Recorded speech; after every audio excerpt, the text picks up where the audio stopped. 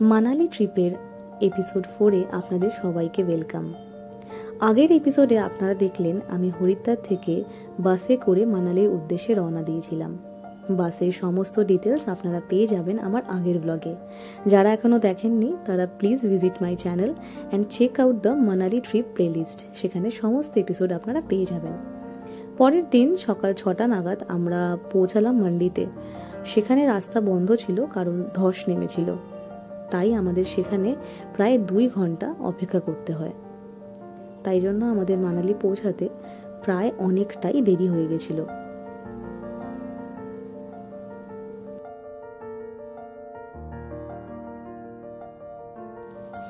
মান্ডি থেকে গাড়ি আবার ছাড়লো প্রায় 8টা সাড়ে 8টা নাগাদ।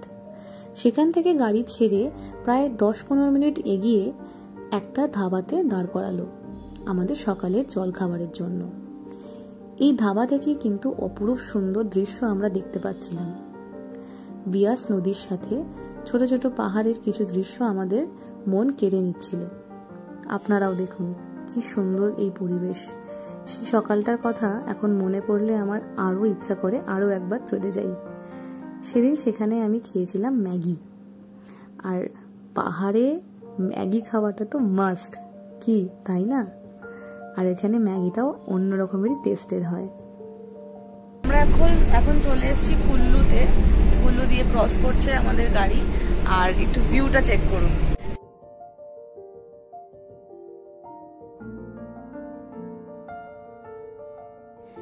বাসে করে যেতে যেতে এইরকম অপরূপ সুন্দর দৃশ্যের সাক্ষী ছিলাম আমরা। এই নদীটার নাম হলো বিয়াস নদী। মানালির বাস স্টপ থেকে অসাধারণ ভিউ দেখতে পাচ্ছি। ওদিকে বরফের পাহাড় পর্যন্ত দেখতে পাচ্ছি। এই যে এইখানটাতে বরফের পাহাড় দেখতে পাওয়া যাচ্ছে, আর এইদিকে অসাধারণ ভিউ, দারুণ লাগছে।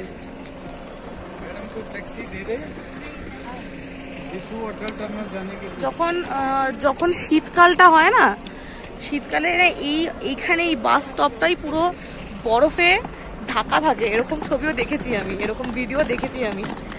তো যাওয়া যাক এখন হোটেল থেকে, তারপরে আপনাদের ভিউটা দেখাচ্ছি। হোটেল থেকে আমাদের গাড়ি পাঠানো হয়েছিল আমাদেরকে রিসিভ করার জন্য। সেই গাড়িতে মালপত্র তুলে আমরা চলে আসলাম আমাদের হোটেলে।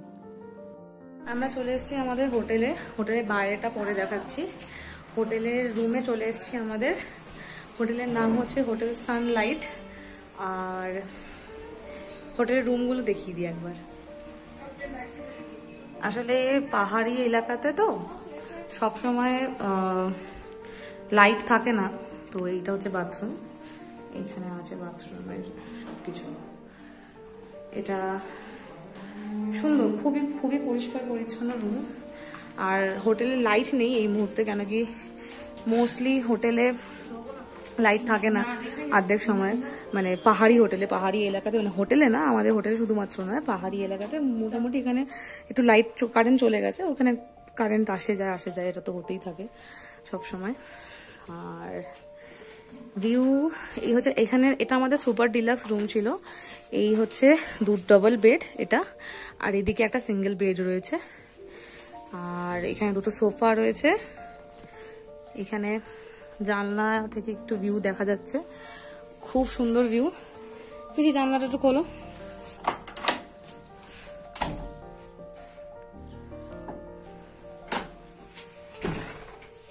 বা ডাবল রয়েছে।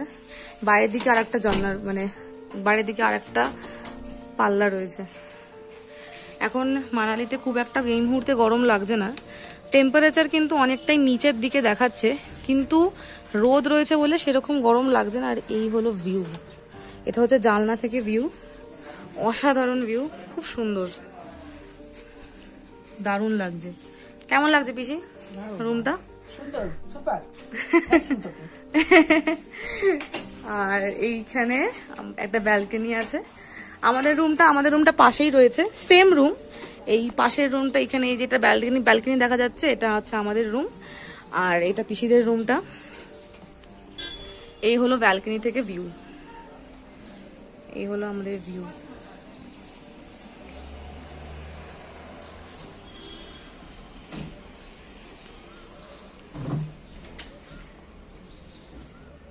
আর এই দিকে বরফের পাহাড় দেখা যাচ্ছে, আমি একটু অল্প করে দেখিয়ে দিই। এই যে হচ্ছে আমাদের বরফের পাহাড়ের ভিউ, সেটাও আসতে চলেছে খুব তাড়াতাড়ি, আমরা ওখানে ছুতেও পারবো। এবার ওই দিকটাই আমরা যাবো কিনা সেটা আমি বলতে পারছি না, কিন্তু যাচ্ছি। আমি আমাদের রুমটায় আসলাম, এখানে জানলা থেকে যে ভিউটা দেখা যাচ্ছে সেটা একবার দেখাই। এই হলো আমাদের রুমটা থেকে জানলা দিয়ে ভিউ। এখানে রাস্তা চলে যাচ্ছে, এখানে কি সুন্দর ফুল হয়েছে, দারুণ লাগছে। হোটেলে পৌঁছে ফ্রেশ হয়ে আমরা দুপুরের লাঞ্চ হোটেলেই সেরে নিয়েছিলাম। আর যেটা হোটেলের সম্বন্ধে বলছিলাম সেটা হচ্ছে আমাদের এই দুটো রুম নিয়েছিল 2500 করে।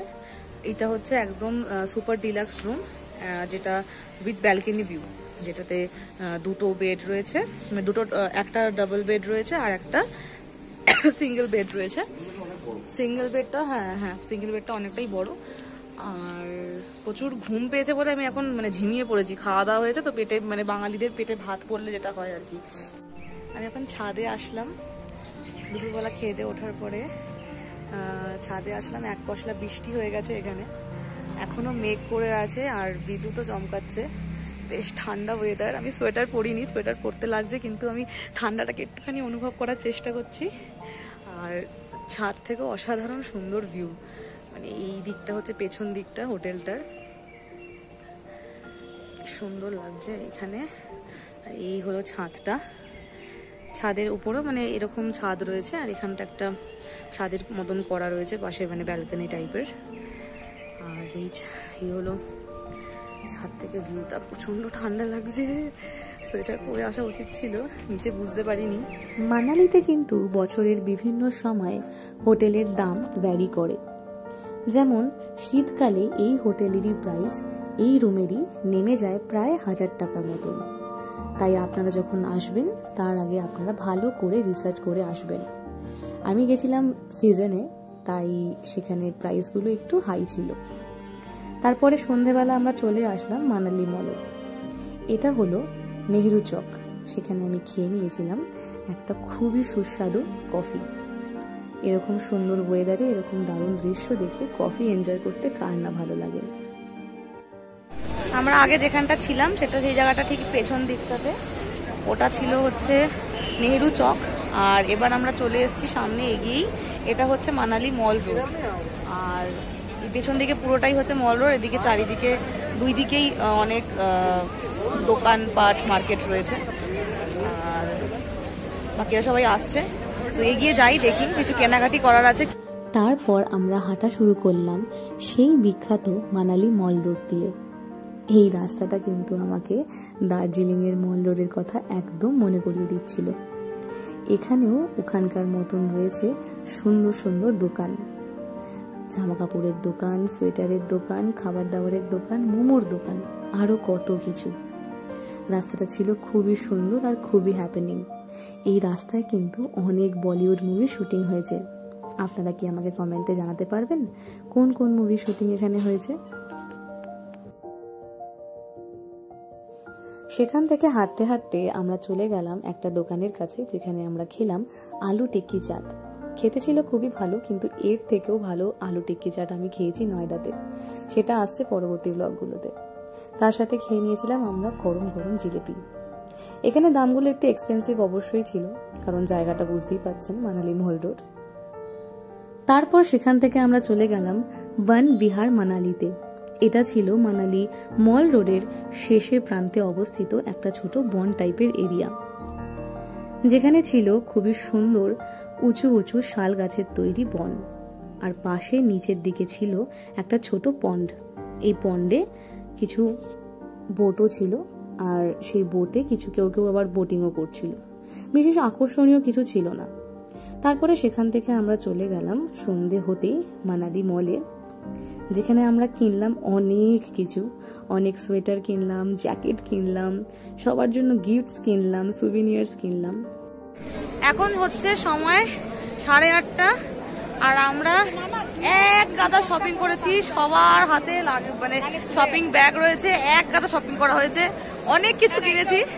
সোয়েটার কেনা হয়েছে, গিফটস কেনা হয়েছে, অনেক জ্যাকেট কেনা হয়েছে, অনেক কিছু কেনা হয়েছে, সুভিনিয়ার্স কেনা হয়েছে। একটা শপিং করেছি আজকে, কেন কি আমরা পরবর্তী 2 দিন হয়তো সময় পাবো না, তাই জন্য আজকেই আমরা মোটামুটি শপিং যেটা করা সেটা করে ফেলেছি। এবার গিয়ে একটু কিছু খাবো। তারপর আমরা সেখান থেকে চলে আসলাম মানালি মোমোস বলে একটা দোকানে। এইটা হলো আমার জীবনের খাওয়া সেরা সেরা মোমো। এটা হলো peri peri momo from Manali momos. আমি বিশ্বাস করো, সত্যি কথা বলছি, জীবনে অনেকগুলো ব্র্যান্ডের মোমো খেয়েছি, অনেক দোকান থেকে মোমো খেয়েছি, এটা আমার জীবনের সেরা মোমো ছিল। আমার চোখটা কিভাবে বড় হলো তোমরা বুঝতেই পারছো মোমোটা কতটা টেস্টি। তোমরা যদি মানালিতে আসো অবশ্যই মানালি মোমোস থেকে পেরি পেরি মোমোটা খেয়ে দেখবে। এত জুসি এত ক্রিমি মোমো কোথাও আর হয় না, পাওয়া যায় না। তারপরে আমরা চলে আসলাম পাঞ্জাবি একটা ধাবায়, সেখান থেকে আমরা নিয়ে নিলাম রাতের ডিনার। চিকেন তন্দুরি ছিল, তন্দুরি রুটি ছিল, তার সাথে ডাল মাখানিও ছিল। ব্যাস, হোটেলে এসে খাওয়া দাওয়া সেরে আমরা ঘুমিয়ে পড়লাম। আজকের ব্লগটা এখানেই শেষ করছি, কিন্তু পরবর্তী ব্লগগুলো অবশ্যই। আজকের ভিডিওটা কেমন লাগলো তোমরা অবশ্যই আমাকে জানিও কমেন্টে। আর কোনো রকম ফিডব্যাক যদি ভালো খারাপ যাই বলার হবে তোমরা আমাকে বলো। ভিডিওটা ভালো লাগলে অবশ্যই লাইক করো আর শেয়ার করো। এই সিরিজের পরবর্তী এপিসোডগুলোতে আসতে চলেছে আরও অনেক ফান অ্যাক্টিভিটিস। আমি মানালিতে ছিলাম আরও 2 দিন, তাই সেই 2 দিনে আমি কি কি করলাম, কোথায় কোথায় গেলাম, কি মজা করলাম, সব কিন্তু দেখার জন্য আমার চ্যানেলটাকে জলদি সাবস্ক্রাইব করে নাও। আর যারা পুরোনো ভিডিওগুলো দেখোনি তারা আমার চ্যানেলে গিয়ে মানালি ট্রিপ প্লেলিস্টটা অবশ্যই চেক আউট করো। আর ভিডিওটাকে এতটা দূর দেখার জন্য I am really thankful to you. Thank you so much.